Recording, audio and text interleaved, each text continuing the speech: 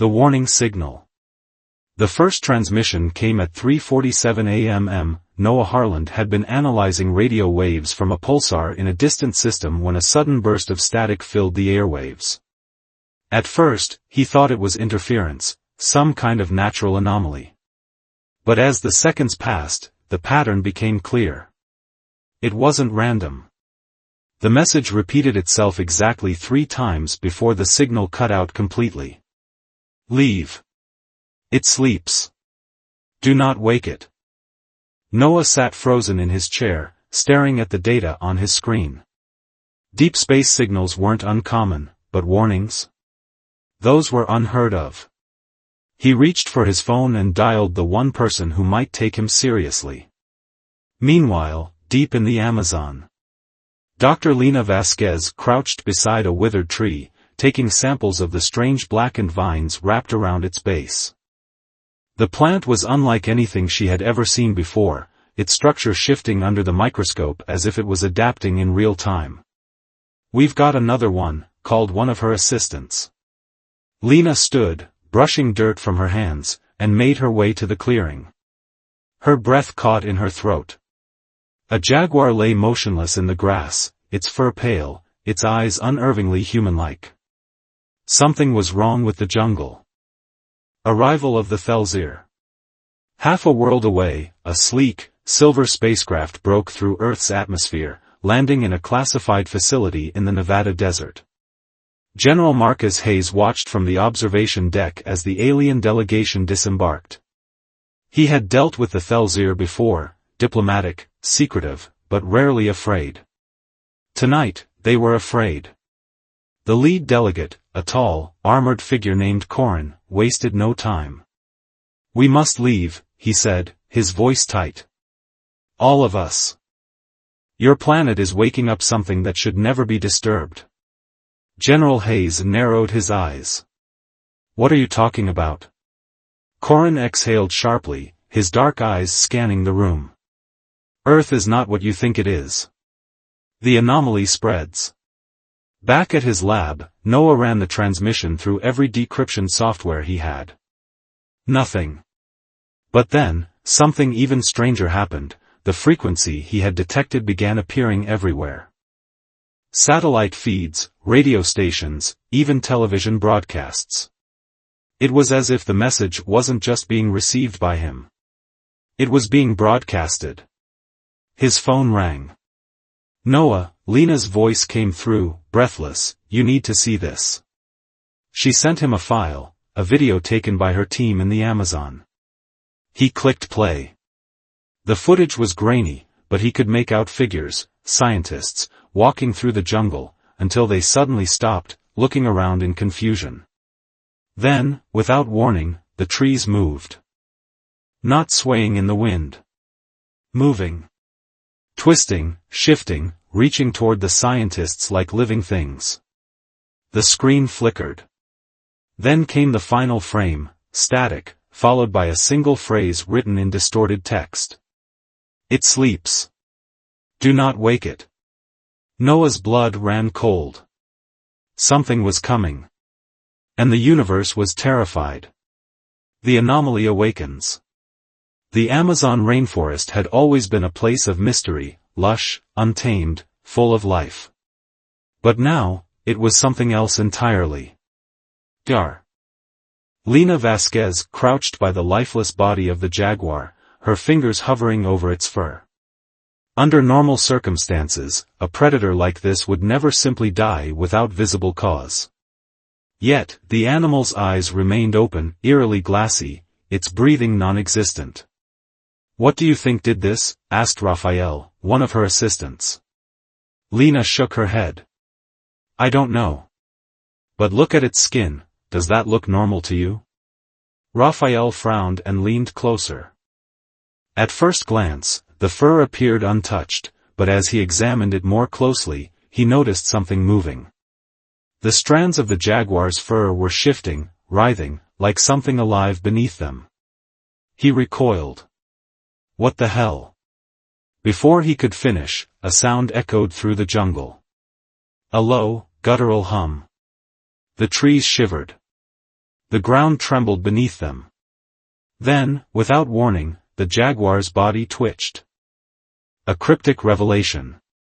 Miles away, Noah Harland watched the decrypted video over and over again, trying to make sense of what he had just seen.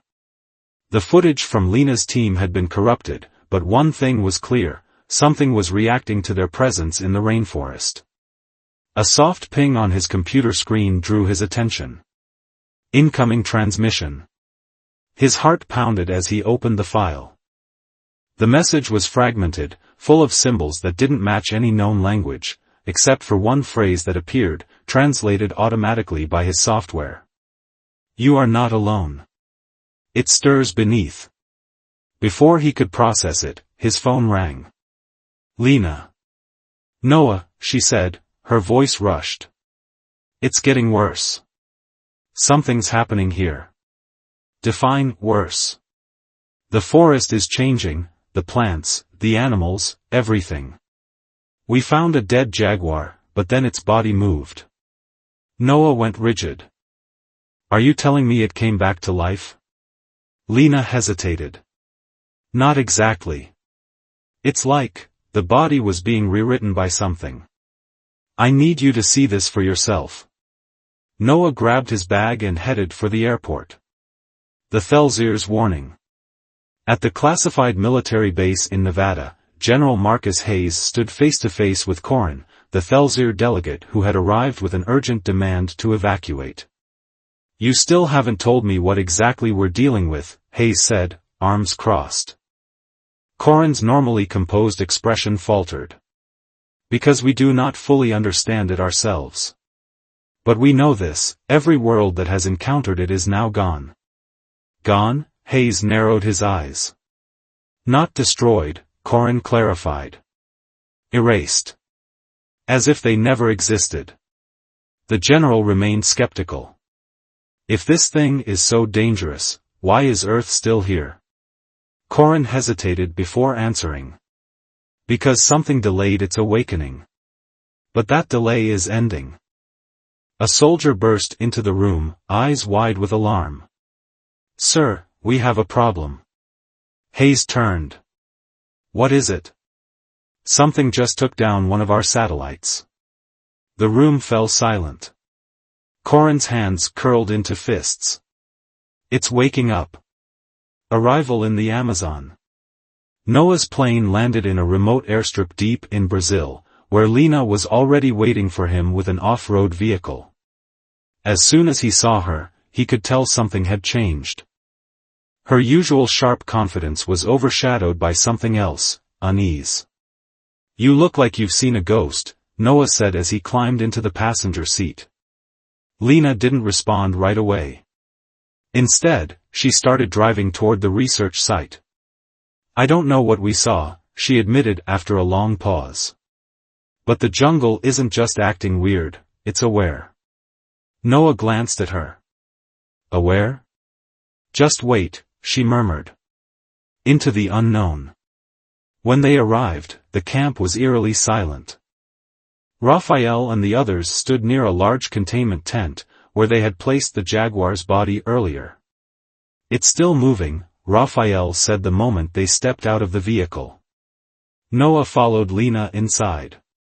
The jaguar's corpse was stretched out on a table, but its shape was no longer consistent. The flesh pulsed, as if trying to rebuild itself.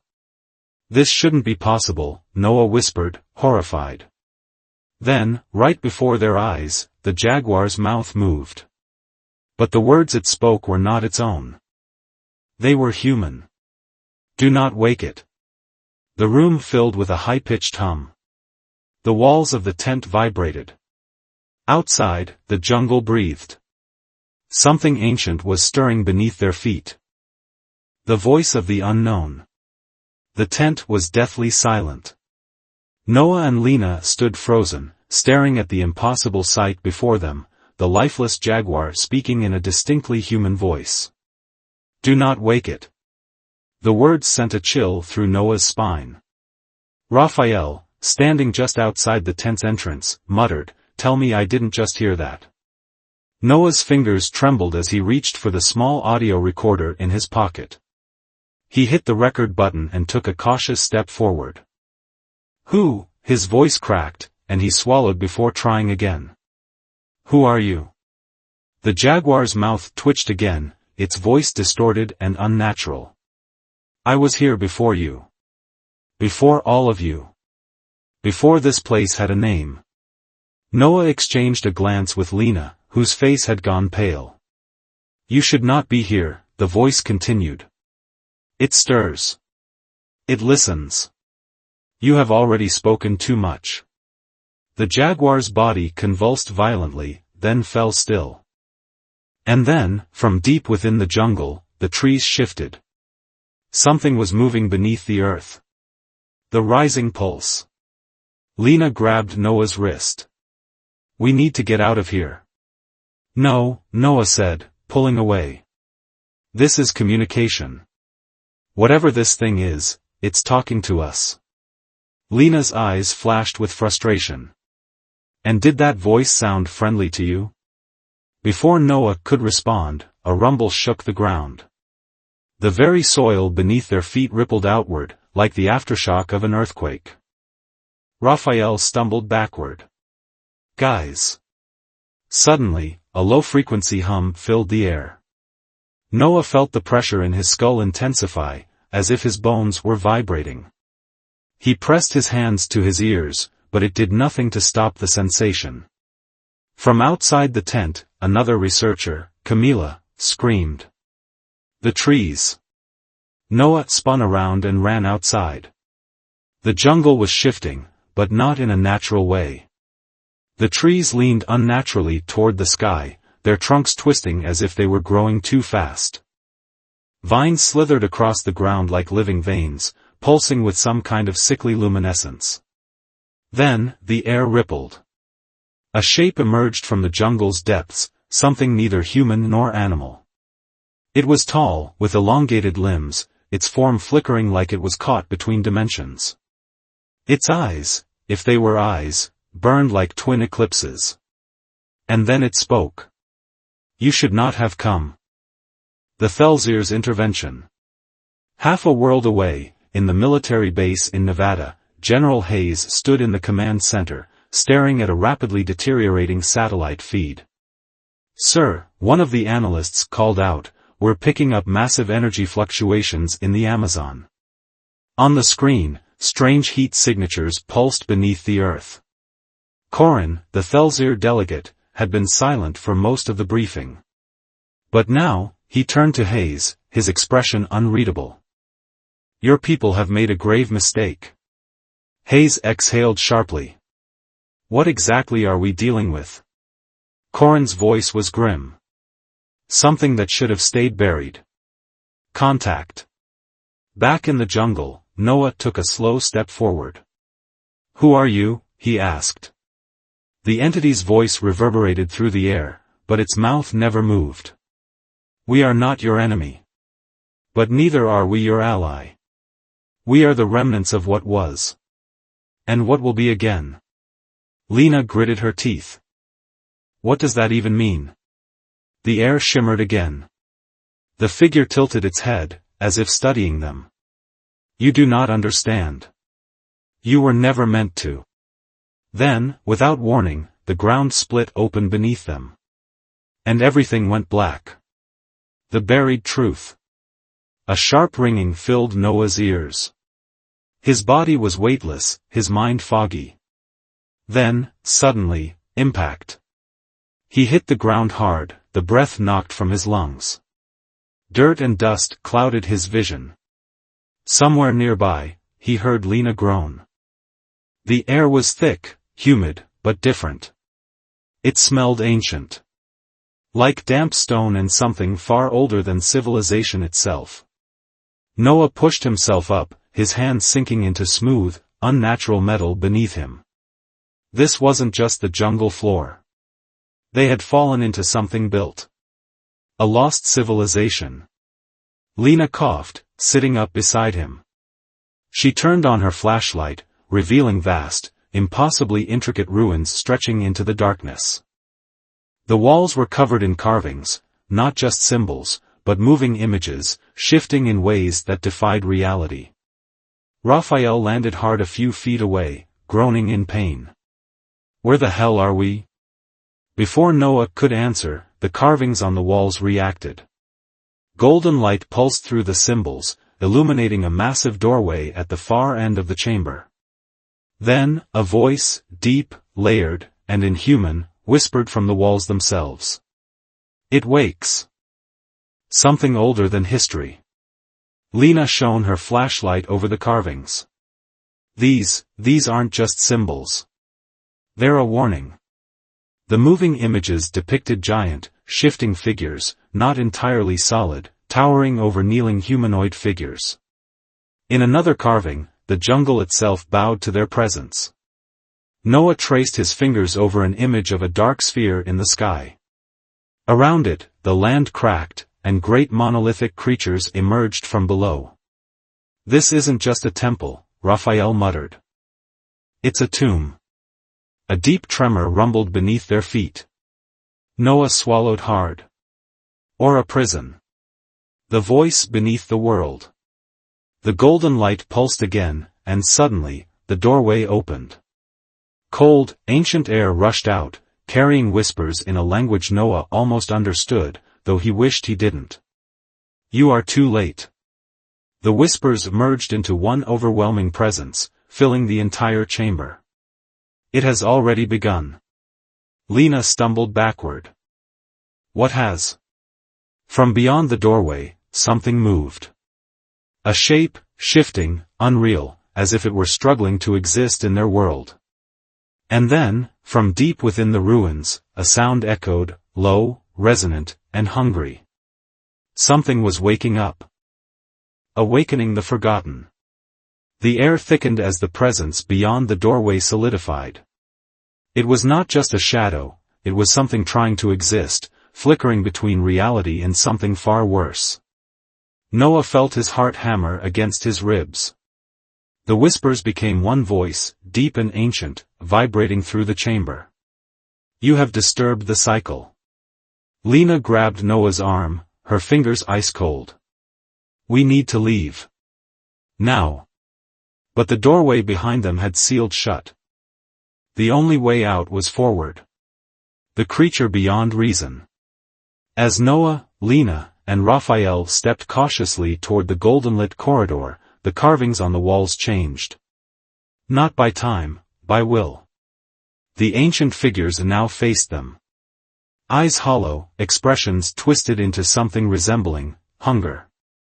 "This place is alive," Raphael whispered. Before Noah could respond, the air itself rippled. The shifting entity in the corridor surged forward, tendrils of inky darkness stretching toward them.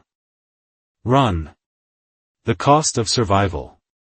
They sprinted through the ruins, dodging falling debris as the ancient structure reacted to their presence. The shifting mass behind them grew, expanding as if consuming the very concept of space itself.